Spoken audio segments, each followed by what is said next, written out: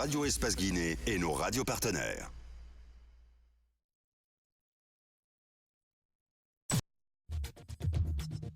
Merci donc de continuer à nous regarder à la télévision. Tous les soirs, vous avez accès à cette émission en prime en rediffusion sur 99.4 Suite FM. Je vous le disais depuis l'entame de cette émission, du soutien pour le FNDC dans la sous-région. Le front contre une nouvelle constitution et un troisième mandat d'Alpha Condé peut compter désormais sur l'appui du mouvement Yanamar du Sénégal. Main dans la main, les deux organisations vont agir pour barrer la route à tout projet de troisième mandat dans la sous-région. Un soutien qui intervient au moment où des responsables de la coordination du FNDC sont en prison en Guinée après avoir été condamnés à des peines d'emprisonnement ferme. Par quoi va s'exprimer le soutien du mouvement Yanamar? Dans un instant, on va appeler M. Aliou Sané du mouvement donc du Puy-Dakar. Et ici en studio, vous le voyez à l'écran, Abdoulaye Oumousso, il est journaliste, blogueur, coordinateur de la communication du FNDC. Avec lui, donc, on va revenir sur les circonstances de l'arrestation de Abdourahmane Sano et compagnie, leur vécu aussi, leur vécu quotidien en prison du côté de Coranti et pourquoi pas le déroulé du procès. On se tourne vers notre confrère, M. So, bonjour. Vous rapprochez du micro, bonjour. Bonjour à vous. Bienvenue dans cette émission. Allez-y, Moussa. Alors, expliquez-nous un peu votre séjour carcéral. Comment c'était? C'était une première pour vous, j'imagine que c'était pas du tout donné. Facile, hein? Oui, disons, c'était une nouvelle expérience. D'ailleurs, on s'entendait à ça en lançant le mouvement du Front National, du FNDC. On s'entendait qu'un journaliste se retrouvait en prison et un jour, peut-être que... Bon, vous étiez préparé à cela? Il y a des personnes qui vont mourir, oui, parce que je rappelle juste que le FNDC n'est pas né du jour au lendemain. Il a fallu une préparation des jeunes de la société civile. Il a fallu qu'on fasse des rencontres pendant plusieurs mois, qu'on mette des textes en place et qu'on essaye d'aller vers les acteurs politiques et autres acteurs pour pouvoir mettre le FNDC en place. Donc c'est pour vous dire que dans cette lutte, on s'attend à tout. Et où vous arrêtez, vous? C'est chez Abdourahmane Sano ou... Oui, justement, j'ai été arrêté avec les autres camarades chez Abdourahmane Sano. Qu'est-ce que vous faisiez là lorsqu'on vous a trouvé? C'était en prélude de la conférence de presse qu'on devait avoir le même jour à la maison de la presse à partir de 11h. Parce que c'était la dernière déclaration qu'on devait faire à la maison de la presse pour... Avant la manifestation du lundi 14. Pour préparer les citoyens à la manifestation du lundi 14. C'était à quelle heure? C'était vers 10h50 et quelques, parce qu'on devait être à la maison de la presse à 11h. Chez Abdourahmane Sano et la maison de la presse, c'est 10 minutes en voiture. Ouais, mais la veille déjà... Oui, il y avait des pick-up. Des pick-up avaient encerclé son domicile. Est-ce que vous étiez au courant? Et est-ce que c'était donc un signe avant-coureur avant ces arrestations? Oui, justement, c'était un signe avant-coureur. Avant même ce jour, on avait quelques informations, mais on n'en tenait pas compte parce que, d'autant plus que ce que nous menons est toujours légal, donc on n'a pas peur. On ne se cache pas tout ce qu'on mène, on mène devant le monde, donc on n'avait pas peur. Oui, la veille, il y avait ces personnes qui rôdaient autour de la maison d'Abdourahmane Sano. Moi-même, je les ai vus quand je sortais parce que j'avais préparé cette interview qu'il avait eue avec un média français, une conseillère française du Point qui était là, qui avait l'interview avec lui. Et quand je sortais avec Bailo Destin à Mève, aux environs de 20h, 21h, nous avons rencontré les pick-up. Je les ai informés que ces pick-up étaient là. Mais bien avant ces pick-up, il y avait des personnes 6 personnes qui étaient sur 4 motos, qui étaient autour de la maison et qui ont été signalées par le voisinage. Ok. Alors, une question un peu plus personnelle, peut-être, votre engagement dans le FNDC, parce que c'est vrai que depuis le débat a commencé, les journalistes que nous sommes, on se veut un peu assez neutre par rapport à cela. Vous êtes engagé officiellement. Je me rappelle encore ces bruits autour de notre consoeur. Dites-nous, comment est-ce que vous expliquez votre présence aujourd'hui de façon officielle en tant que journaliste, blogueur au sein du FNDC? Les grandes gueules. Je rappelle juste que ce n'est pas une présence parce que je fais partie des membres géniteurs du FNDC, donc je sais comment ça a été créé. C'est parti d'un constat. Vous vous rappelez tantôt des forces sociales de Guinée, là où j'étais également membre, avec tout ce qui s'était passé, et nous avons compris qu'il y avait la nécessité, parce qu'on sentait ce qui allait venir, qu'il y avait la nécessité de mettre le front en place.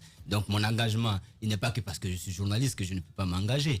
Dans les autres pays, ce sont les journalistes qui se sont engagés. D'ailleurs, le confrère sénégalais de Yanama que vous allez appeler est un journaliste. Et les journalistes doivent s'engager. Et d'ailleurs, c'est la question qui revient depuis notre arrestation. Ouais. Des policiers qui nous ont arrêtés, des personnes que nous avons racontées, même des prisonniers que nous avons vus, même des policiers aussi qui nous ont escortés et autres. Chacun dit être fier de la lutte, mais ne veut pas se mêler. Ils disent, ah, ce que vous menez, c'est très bon. Oui, chacun le dit. Ils voulaient Même qu'on certains confie. confrères, oui, ils le confient, clairement. Nous sommes fiers de ce que vous faites, nous vous encourageons. Ce que vous faites, c'est pour le peuple. C'est l'hypocrisie qu'il y a d'ailleurs dans notre pays. Les policiers, C'est que, oui, c'est l'hypocrisie les générale gendarmes. d'ailleurs qui est dans notre pays. Chacun sait que ce que nous faisons est bon, mais personne ne veut s'engager. Et nous pensons que si tout le monde essayait de s'engager, et on n'allait pas être là. Que tu sois journaliste, que tu sois avocat, que tu sois mécanicien, que tu sois menuisier, c'est un problème qui est là, c'est un problème de la République.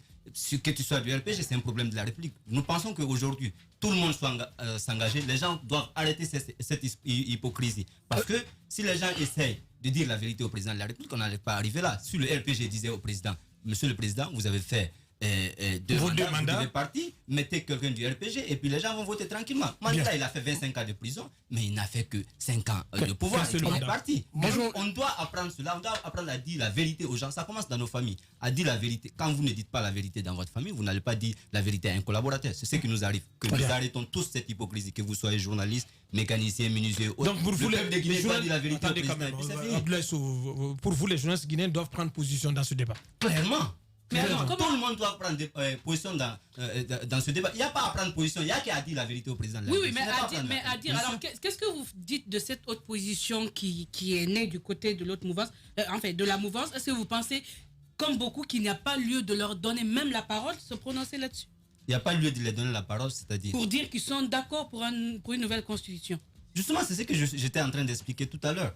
Donner la parole pour qu'ils soient pour la constitution. Oui, je suis démocrate. Je respecte le droit à l'expression. Mais je vais toujours certainement rappeler à l'intelligence au moins que ces gens, au lieu de demander la parole pour demander une nouvelle constitution, qu'ils demandent la parole pour dire la vérité au président. Alors, journaliste que vous êtes, comment vous voyez la position d'un journaliste qui a officiellement dit qu'il est contre?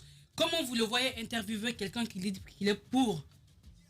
Bon, peut-être que tu penses qu'en disant que je suis pour, je ne peux pas donner la parole à quelqu'un qui dit qu'il est contre. En fait, c'est un choix à faire. Moi, j'ai fait le choix, depuis 2014 et autres, j'ai fait le choix de ne pas donner la parole à un certain nombre de personnes. Et c'est un choix que j'assume. Je ne donne pas la parole à Makanera, je ne donne pas la parole à Ousmane Gawal, je ne donne pas la parole à Gamaro, parce que je sais que c'est des extrémistes. Donc, je ne donne pas la parole à ça. Il faut pouvoir faire le choix, même si on est journaliste. D'accord, je crois que les choix sont personnels, les opinions également. Mais moi, j'ai envie qu'on revienne sur le communiqué, le contenu du communiqué pour lequel...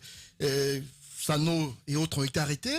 Comment s'est fait la rédaction? Parce qu'on nous apprend qu'il y a eu un premier communiqué qui a été retiré de la circulation et le contenu serait différent de celui qui a été publié. Et je rectifie cela parce que ce jour-là, j'ai écouté même votre débat ici. Et c'est vrai que ça a été retiré, mais ça a été une erreur d'impression. C'est moi qui ai distribué le communiqué, c'est Bailo qui l'avait imprimé. Il a imprimé le draft brouillon. Et c'est quand je me suis rendu compte que c'était le draft brouillon, j'ai demandé, j'ai dit, Bailo, les copies que tu as distribuées, c'est le draft brouillon. Je viens de voir la bonne copie. Donc j'ai demandé d'aller retirer. Je suis allé retirer les communiqués avec les politiques. Lui, il est allé prendre les communiqués avec le journaliste. Ça arrive toujours. Les contenus étaient-ils les mêmes ou pas, les contenus? Je te dis, le draft ne peut pas être comme le contenu corrigé. D'accord. Parce qu'on nous apprend, on sait que l'État, à la justice, on a reproché le communiqué d'être violent, on a estimé que c'était pour une insurrection populaire et tout cela. La rédaction s'est faite comment? Est-ce qu'il y a eu la participation des politiques? Parce que donc, du coup, on a été surpris que Cellou et autres n'aient pas été inquiétés, sauf à part Abdraman. Comment vous avez compris ce pourquoi vous avez été arrêté? Ce que je rappelle juste peut-être à Antoine, ce qu'on doit comprendre, le FNDC est une entité. Ouais. Dès qu'il y a une déclaration du FNDC, ou une déclaration officielle du FNDC, Abdraman Sano, le coordinateur national du FNDC, quand il prend une déclaration, ça engage toute la composante du FNDC. Ça c'est clair. Bien. Comment vous comprenez, vous réagissez à ce pourquoi vous avez été arrêté? Il y a eu des chefs d'inculpation qui ont été brandis contre vous à la justice. Comment vous avez réagi à cela? Bon, ça nous a fait rire parce que de l'arrestation jusqu'à la déportation, du kidnapping d'ailleurs, parce que ce n'est pas une arrestation, parce qu'il n'y avait pas un mandat, jusqu'à la déportation, ça nous faisait rire. Parce qu'on savait, comme je l'ai dit à l'entame, le problème c'est que ce qu'on fait est légal. Donc on n'a pas besoin de se cacher. C'est pourquoi, quand on a été arrêté et qu'on a été déporté au niveau de la Villa 26 avant la DPJ pour être finalement dispersé dans les commissariats et envoyé à la maison. Eh bien, vous n'étiez pas donc détenu au même endroit? Oui, justement, quand on a été attendu le premier jour à la DPJ, on a dormi le premier jour à la CMS numéro 1 de la Camayen. Après la CMS numéro 1 de la Camayen, on nous a distribué dans les différents CMS de la capitale. Moi, j'étais à la cimenterie, Koundounou a été à Dubreka. Et le doyen Sano, lui, il était à Kaloum. Ibrahim est resté à la CMS numéro 1 de la Camayen. Bill est venu à Anta. et le jeune frère de M. Sano était à Yataya. Donc on a essayé, c'était une façon peut-être de troubler un peu les familles, de les inquiéter, mais ils voyaient que nous on était sereins et c'est ce qui les choquait de plus. Et on les rappelait toujours que quoi que vous fassiez, nous n'allons pas fuir ce pays parce que ce que nous faisons est légal, donc on n'a pas besoin de craindre. Les conditions carcérales. Oui, les conditions carcérales. Vous savez poser la question. Allez-y. Du cas de Abdelrahman Sano qui aura une santé assez fragile et les autres aussi. Est-ce qu'au moins dans ces géoles, est-ce qu'on a pu respecter vos droits les plus basiques? Ouais, le plus difficile peut-être c'était au moment du kidnapping et puis les 3 premiers jours. Mais une fois à la maison centrale, c'était bon. Mais je rappelle juste que pendant... Vous étiez dans la même cellule à la maison centrale? Non, on n'était pas. En fait, la maison centrale, il y a plusieurs compartiments. Il y a des caves, il y a des cellules. Nous étions dans des caves. Donc j'étais dans des caves avec Bailo et d'autres. Le doyen aussi également était dans une autre cave avec certaines personnes. Et je reviens un peu à la question de Moussa qui parlait un peu de la fragilité de la santé du doyen. Et c'est vrai que quand on nous a arrêtés, il y avait Ibrahim aussi qui prenait ses produits. On l'a refusé ses produits. Aujourd'hui, les camarades pensent que, même moi, je n'étais pas en bonne santé. Ils pensent que ce n'est pas une question de la santé qui est préoccupant. Aujourd'hui, ce qui est préoccupant, c'est les personnes qui ont été tuées. Où en sommes-nous pour les enquêtes? Au-delà de ces personnes qui sont tuées, où nous allons partir dans cette lutte, parce que c'est une lutte qui engage la nation. Leur sort personnel les préoccupe peu, mais c'est le sort de la nation qui les préoccupe de plus. Bien. Je rappelle que nous avons du mal à joindre M. Aliou Sané du mouvement Yanamar. Il ne décroche pas du tout son téléphone. Malheureusement, on arrive carrément au thème de cette émission. La suite du combat, un peu de mots, qu'est-ce qui va se passer et jusqu'où ira votre engagement personnel et l'engagement du FNDC? Et comment vous faites pour que le FNDC reste le FNDC, que la société civile ait le contrôle de ce mouvement afin de ne pas être bien entendu englué par les politiques. Le FNDC va rester le FNDC, d'autant plus que ceux qui travaillent, les acteurs de la société civile qui travaillent, veulent vraiment travailler, ne veulent pas s'afficher. Si ce n'est pas après mon arrestation, est-ce que beaucoup ne savaient pas que j'étais affiché au sein du FNDC? Personnellement, je ne savais pas. Il y a beaucoup de citoyens guinéens qui travaillent au sein du FNDC qui ne sont pas affichés. Personnellement, moi, j'étais allé en région forestière pour valider toutes les antennes dans les préfectures de la forêt avec le camarade Fonike Mange. D'autres sont allés dans les autres régions du pays. Les antennes se sont auto-installées. Nous sommes allés que pour valider les antennes. C'est pour vous dire que c'est un état d'esprit qui s'est installé. Donc, il n'y a pas question que les gens se retirent. Je vous ai entendu parler tout de suite des sorties d'argent et autres.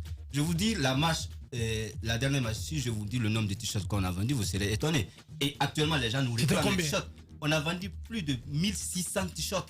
Aujourd'hui, les gens, parce qu'il y avait plus de stock. Ouais. Aujourd'hui, les gens réclament les t-shirts et les gens les payent à 50 000. Ouais. Et il y a d'autres même qui nous disent d'augmenter pour pouvoir encaisser l'argent. Vous avez vu, on a ouvert ce compte crowdfunding qui aujourd'hui a plus de 60 millions. C'est 6 000 $ et quelques. Les gens sont en train de cotiser, les gens sont en train de venir en aide. Bien. Parce qu'on veut faire tout dans la transparence. Bien. Donc, on ne Est-ce veut que pas vous avoir de viendrez, l'argent. donc, viendra accueillir le président de la République avec vos pancartes à Moulanfé? Je pense qu'il n'y a pas de raison de venir accueillir le président de la République. D'ailleurs, nous sommes en deuil. Demain, il y aura cette marche funèbre où nous invitons tout le peuple de Guinée de venir accompagner ces martyrs qui ont été assassinés par nos forces de l'ordre. Ces forces de l'ordre, d'ailleurs, qui sont nos parents, qui sont nos frères, qui vivent avec nous dans les quartiers. On pense qu'ils auront raison gardée pendant les prochaines manifestations et qu'ils ne vont plus tuer. On appelle les Guinéens à venir suffisamment nous accompagner pour l'enterrement de ces jeunes martyrs. Pourquoi Bambeto? Au cimetière de Bambeto. On a voulu le faire au cimetière de Cameroun. La commission d'organisation, je pense, a rencontré notamment les administrateurs de ce cimetière. Il n'y a pas eu de place. On a tenté, oui, on a tenté. C'est incroyable. On a tenté à vous avez refusé la place plutôt. J'attends même aujourd'hui même que la mosquée turque peut-être ne serait même pas disponible à nous recevoir. Donc ne soyez pas étonnés aussi qu'on change, que ça soit les corps soient priés à la mosquée de Bambeto. C'est des choses qui arrivent toujours. C'est justement l'hypocrisie en fait dont je parle. C'est d'où à Bambeto demain? C'est de la levée du corps à Niasdine jusqu'à la mosquée de Bambeto où les corps seront priés. Ça va être une marche, une marche funèbre. Bien. Et nous appelons tout le peuple de Guinée à venir à cette marche. La suite, c'est le lundi, la manifestation. La suite, c'est le lundi, la grande manifestation qu'on appelle l'acte 3 du FNDC. Et on compte peut-être avoir le double. Et je reviens justement très rapidement, je sais qu'il y a plus de temps, sur le nombre, le chiffre qui fait débat, les 1 500 000. Le FNDC est clair sur le chiffre. Ce n'est pas que Conakry qui a marché ce jour. Nous avons dit Conakry et les villes de l'intérieur. Donc il faut qu'on soit clair sur les chiffres. et ce ne sont pas des chiffres qui ont été inventés. Bien. Abdoulaye Oumou So, il est journaliste, il est blogueur, il est coordinateur de la communication du FNDC. Il était aussi de ces moments donc, de prison, d'arrestation de prison avec en compagnie du coordinateur du FNDC, M. Abdourahmane So. Merci, chers confrères, merci d'être passé. Débattre de l'actualité en notre compagnie. Merci à tous les chroniqueurs. Grand merci à Mohamed Diabiel Maestro. Grand merci également à notre équipe à la régie. Merci à tous les techniciens qui nous ont accompagnés. Vous nous avez regardé à la télévision depuis Fria. Merci de votre attention. On se reprend demain matin. Les programmes continuent à la télévision.